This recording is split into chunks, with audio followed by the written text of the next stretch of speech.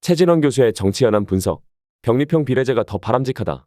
여야 정치권은 내년 총선을 4개월 남겨놓고도 위성정당의 등장을 초래한 현행 선거법을 어떻게 개정할 것인지에 대해 합의를 못하고 있다. 당연하게도 12월 12일부터 예비후보 등록일이 시작됨에도 선거법 개정이 늦어져 총선에 적용할 기본적인 선거구획정과 규칙조차 정하지 못했다. 이런 선거법 늑장 처리는 후보자와 유권자들의 참정권을 훼손하고 실무적으로 불편을 주고 있는 만큼 중대한 직무유기에 해당한다는 점에서 비판받아 마땅하다.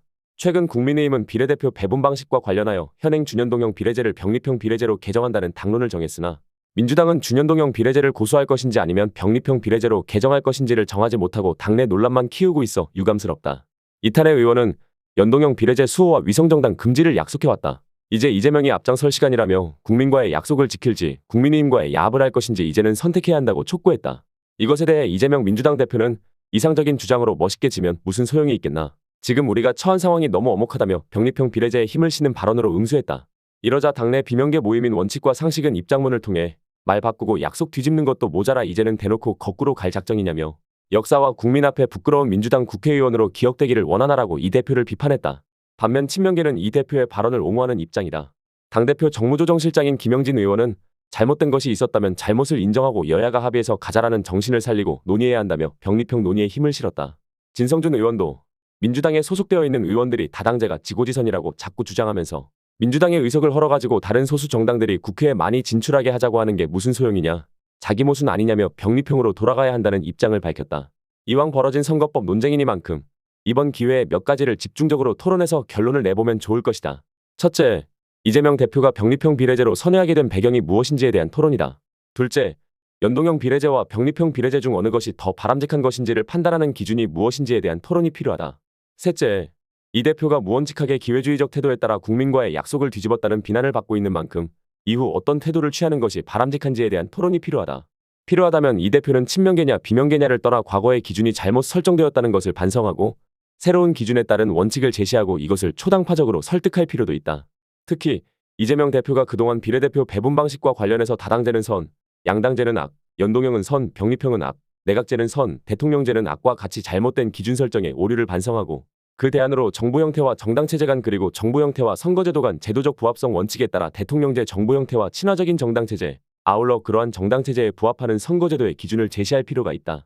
잠정적 결론으로 이 대표가 대통령제 정부 형태는 집권당과 반대당으로 나누어져 경쟁하는 온건한 양당제와 친화적인 만큼 여기에 부합하는 선거제도는 극단적인 다당제를 부르는 연동형 비례제보다는 소선거구제나 소선거구제의 다수대표제를 보완하는 병립형 비례제가 더 적절하다고 선언할 필요가 있다.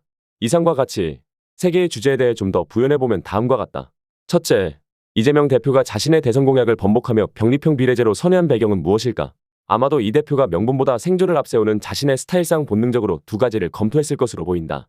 우선은 연동형 비례제를 민주당이 다수결로 밀어붙일 경우 윤석열 대통령이 거부권을 행사하게 되어 결국 종전대로 준연동형 비례제 선거법으로 총선을 치룰 수밖에 없다는 점이다. 그럴 경우 국민의힘은 위성정당을 만들고 민주당은 명분상 만들 수 없어 의석수 시뮬레이션상 여당에게 20석 정도로 뒤지는 총선 패배로 이어진다. 이로 인해 이재명 대표 자신이 총선 패배에 책임을 지고 대표직을 사퇴할 수밖에 없다는 것도 검토했을 것이다. 더욱이 음모론적 시각에서 보면 이재명 대표는 비명계와 다른 의원들이 연동형 비례제 도입으로 총선 패배를 유도하여 당 지도부 책임론을 물을 경우 자신의 미래가 어둡다고 보고 이런 음모에 말리지 않겠다는 입장을 세웠을 것이다.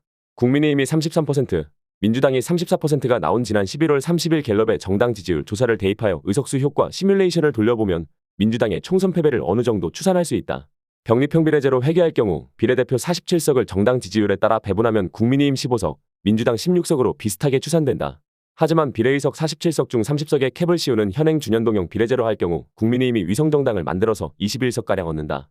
반면 민주당은 위성정당을 만들지 않을 시 6석 정도를 획득하고 나머지 20석은 다른 소수정당에게 넘어가게 되어 총선 패배를 피할 수 없다. 과연 이 대표는 자신이 총선 패배의 책임을 지고 당대표직을 사퇴하게 되는 상황이 예측되는 속에서도 준연동형 비례제를 선택할 수 있을까? 한마디로 어렵다고 보인다. 하지만 방법이 아예 없는 것은 아니다. 한 가지 방법이 있다. 그것은 이 대표가 병립형 비례제로 선회하도록 강제하는 엄혹한 현실의 문제, 즉 총선 패배 후 당대표 사퇴의 두려움을 해소해주면 가능할 것이다. 그 방법은 비명계를 포함한 국회의원 전원 그리고 당원 전체 결의로 총선을 패배해도 당대표를 계속 보장해주겠다는 결의문을 채택하면 될 것으로 보인다. 물론 이런 결의문이 불가능한 것은 아니지만 정치도 이상 다른 대안을 찾는 것이 바람직하다. 그것은 앞서 언급했듯이 개판 논리를 떠나 기존의 원칙이 잘못 설정되었다는 것을 반성하고 새로운 기준에 따른 원칙을 제시하는 일이다. 선거법 설계는 당리당략을 무시할 수 없다는 점에서 완벽한 정답은 없다. 다만 제도의 설계에서 가장 우선적으로 고려해야 할 것은 권력구조의 핵심인 정부 형태와의 제도적 부합성을 찾는 일이다. 흔히 정당의 목적을 권력 획득이라고 하지만 정작 자신들이 획득하고자 하는 한국의 권력구조가 내각제가 아닌 대통령제라는 사실을 모르고 선거제도를 설계하는 게 큰 문제다. 학술적으로 정치학자 메이워링의 명제, 다당제는 대통령제의 아킬레스건이다와 정치학자 뒤베르제의 명제, 소선거구 다수대표제는 양당제를 낳고 결선투표가 허용되는 다수제와 비례제는 다당제를 낳는 경향이 있다를 무시해서는 곤란하다. 그렇다면 분단 속 대통령 직선제에 부합하는 선거제도가 무엇일까? 군소정당의 난립과 분열을 부르는 연동형 비례제의 함정을 피한다면 온건한 양당제나 온건한 다당제를 만드는 병립형 비례제가 적절할 것이다. 아울러 연동형 비례제를 피해야 하는 이유는 무엇일까? 그것은 연동형 비례제가 대통령제의 국정불안정과 관련 있는 여소야대 다당제로 내각제의 부합성이 크다는 점 때문이다. 다당제는 분단 상황에 처한 우리 실정, 즉 다양성만큼이나 국정안정이 중요한 대통령제 정부 형태에 부합하지 않아 국정불안정과 정치불안을 초래한다. 다시 말해서 우리 실정에는 국정안정성이 더 많이 고려돼야 한다는 점에서 극단적 다당제나 극단적 양당제보다는 온건한 양당제나 온건한 양당제를 비례대표로 보완하는 병립형 비례제가 적실하다. 특히 준연동형 비례제는 내각제 정부 형태와 제도적 부합성이 커서 온건 양당제와 친화적인 대통령제 정부 형태와 충돌하는 경향이 있다. 즉 준연동형 비례제는 극단적 목소리와 정치적 양극화를 부추기는 군소정당이 난립하는 다당제와 제도적 부합성이 크다. 이런 만큼 정치 양극화와 진영 논리를 개선하기 위해서라도 국정 책임을 지는 제1당과 대통령의 행정부를 견제하는 제2당의 역할이 큰 온건양당제와 친화적인 병립형 비례제가 적절하다. 현행 준연동형 선거법을 개선하지 않고 총선을 치른다면 이준석 신당설, 조국 신당설, 송영길 신당설 같이 비례대표를 사냥하는 떴다방 같은 소수정당들이 난립하게 될 것이 뻔하다. 이렇게 위성정당이나 참칭정당의 이름으로 검증되지 않은 군소정당들이 난립할 경우 견제와 균형을 통해 공공선에 도달해야 하는 국민의 힘과 민주당의 안정성과 중심성이 타격을 받아 무정부 상태에 빠질 것이 뻔하다. 따라서 현행 준연동형 비례제를 병립형 비례제도로 개정하는 것을 정치후퇴나 선거법 개혁이라는 시각에서 보지 말고 당초부터 잘못 설정된 기준을 바로잡아 되돌리겠다는 사필규정의 의미로 봐야 할 것이다. 더 칼럼니스트